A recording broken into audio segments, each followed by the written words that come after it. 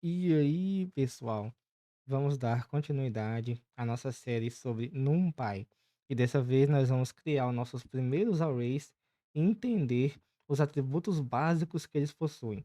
Então, nós temos que ter em mente o seguinte: o NumPy ele foi feito para trabalhar com arrays de múltiplas dimensões, 2, 2, 3, 4, 5, enfim. Isso não quer dizer que nós não podemos trabalhar com arrays de uma dimensão, ele suporta perfeitamente. Mas então o primeiro atributo de nosso array é o shape, a forma ou formato, ou seja, quantas dimensões esse array possui e como que está distribuído os elementos dentro dele. Nós também vamos ter o segundo atributo básico, que é o número de dimensões. Temos também o tamanho, ou seja, a quantidade de elementos naquele array de múltiplas dimensões, ou até de uma dimensão também. E, principalmente, também nós temos o tipo de dado. Aqui nós podemos descobrir o tipo que o NumPy setou de forma automática, ou nós mesmos podemos definir um tipo para nós definirmos um controle total da alocação de memória. Por exemplo, se eu sei que meu array vai ter números só de 0 a 200, eu não preciso alocar cada posição com um elemento de um inteiro de 64 bits. Eu posso simplesmente colocar um inteiro sem sinal de 8 bits, porque o meu intervalo de dados cabe perfeitamente naquele tipo. Então, esse aqui é o tipo de controle que a gente tem com o NumPy. E temos sempre que lembrar o seguinte: nosso array, em via de regra, deve ser homogêneo, ou seja, se eu passei dados do tipo inteiro, eu devo continuar com esses dados sempre do tipo inteiro. E se eu definir um array com uma dimensão que tem X elementos, todas as dimensões têm que ter aquela quantidade de elementos, porque senão você vai quebrar o seu array. Então tá, vamos criar o nosso primeiro array e ver o shape dele. Para isso, meu array. E para criarmos um array com NumPy, np.array. Deixa eu só rodar aqui a importação. Perfeito. Então você vai passar uma lista Python. Vou passar uma lista bem simples aqui. Um, 2, 3. E nós temos então um array o que? De uma dimensão. Vamos visualizar aqui como ficou esse array. Meu array 1D. Deixa eu rodar. Já temos aqui ó, um array com uma dimensão.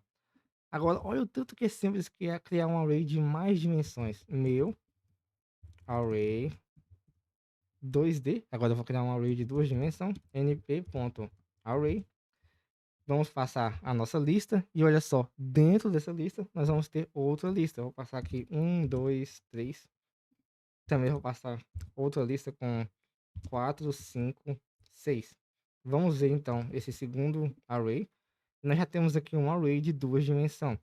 E para fixar o entendimento, eu vou passar um array de três dimensões para vocês pegarem a lógica. Um array 3D.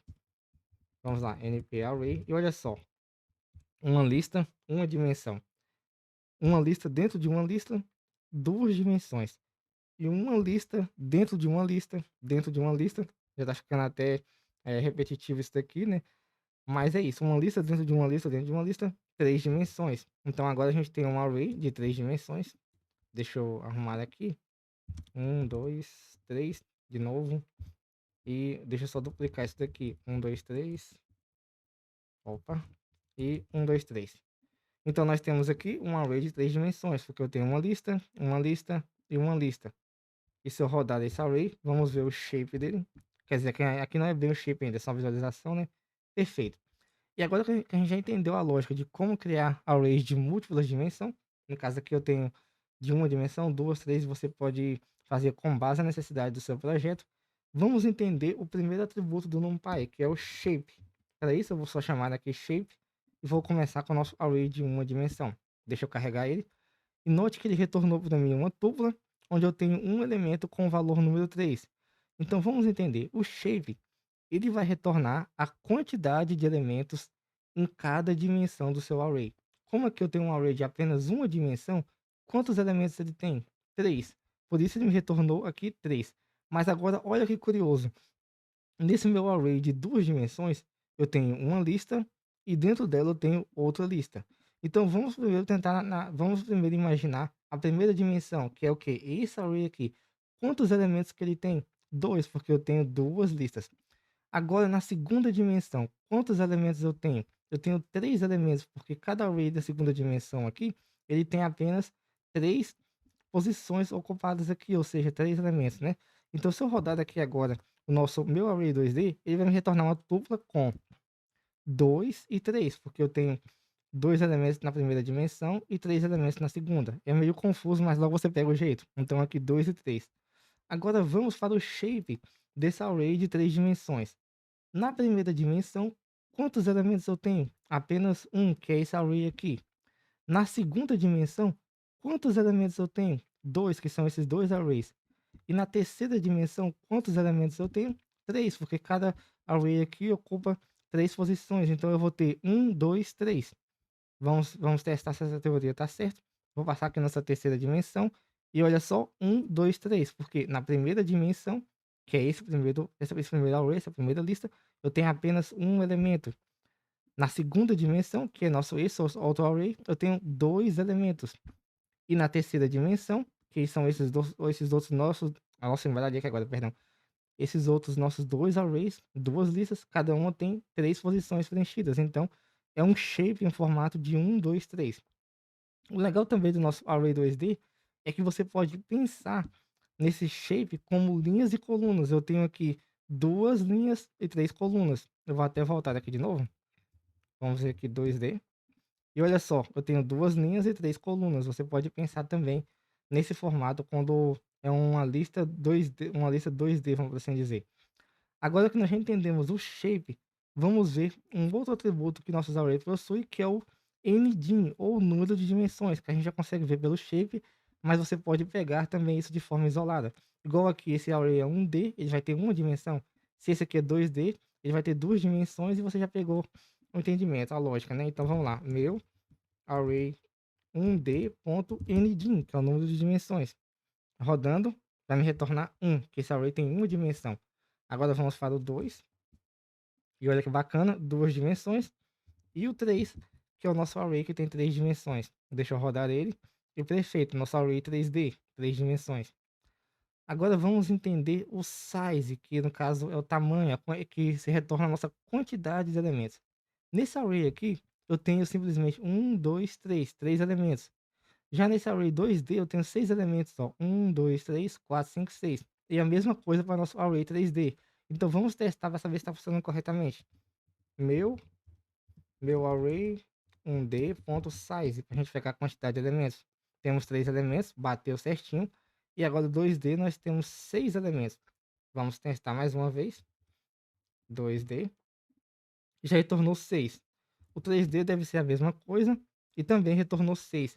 Então, olha o tanto que é fácil você descobrir a quantidade total de elementos, mesmo num array de múltiplas dimensões. Note que bateu certinho. Esse 3, esse tem 6 e esse tem 6.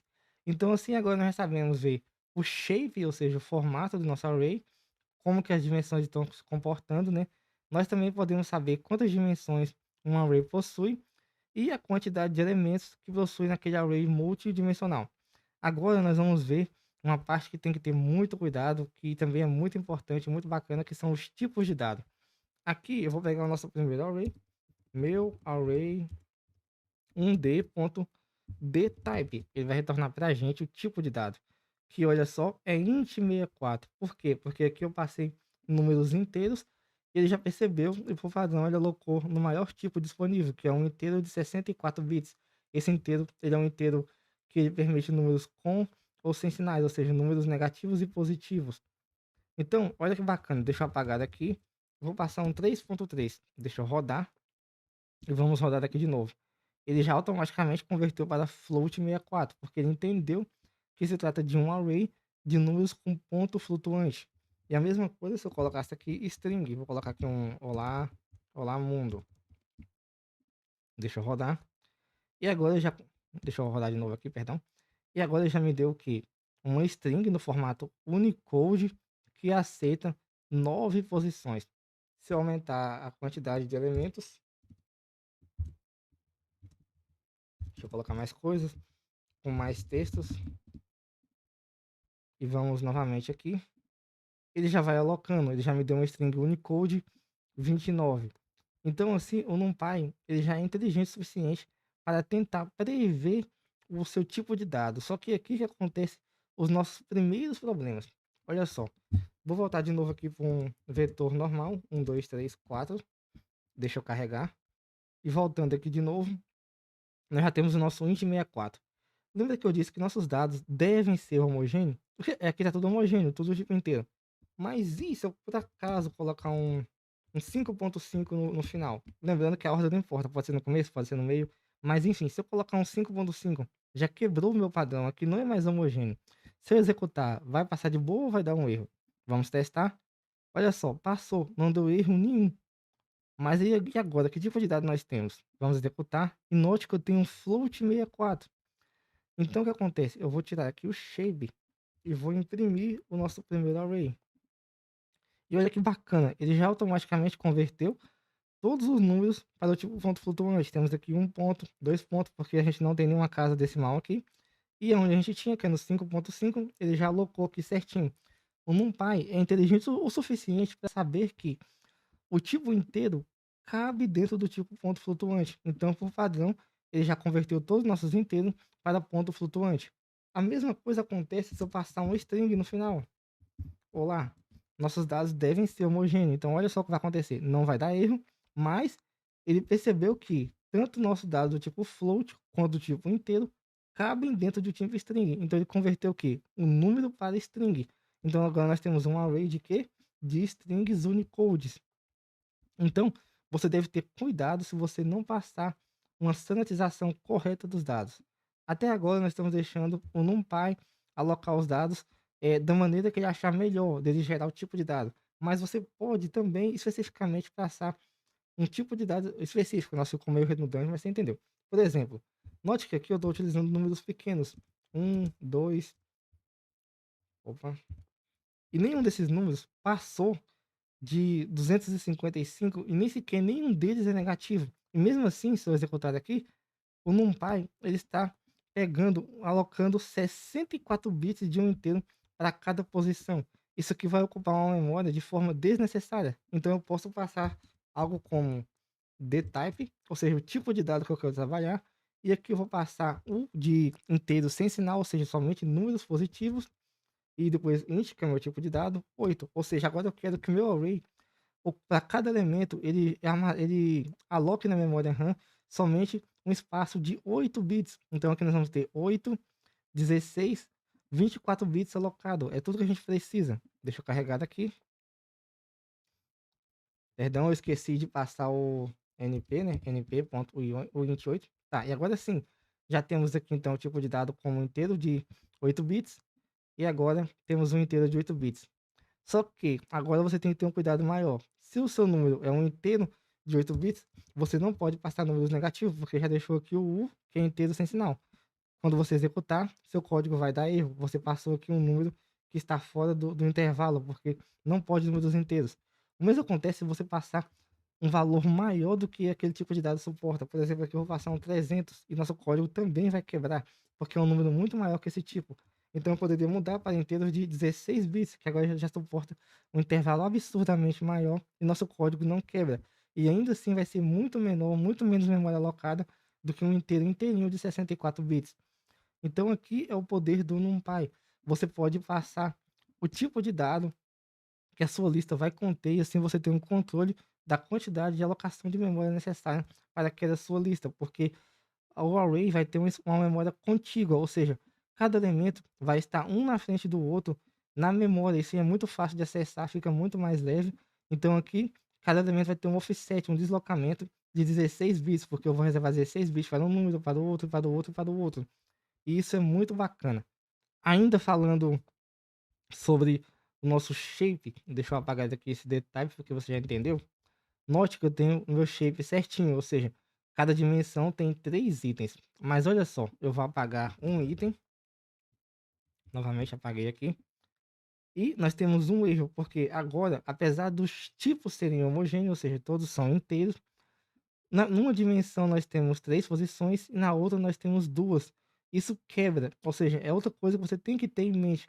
A quantidade de elementos nas dimensões deve ser homogênea. Vou rodar aqui de novo, vai dar erro.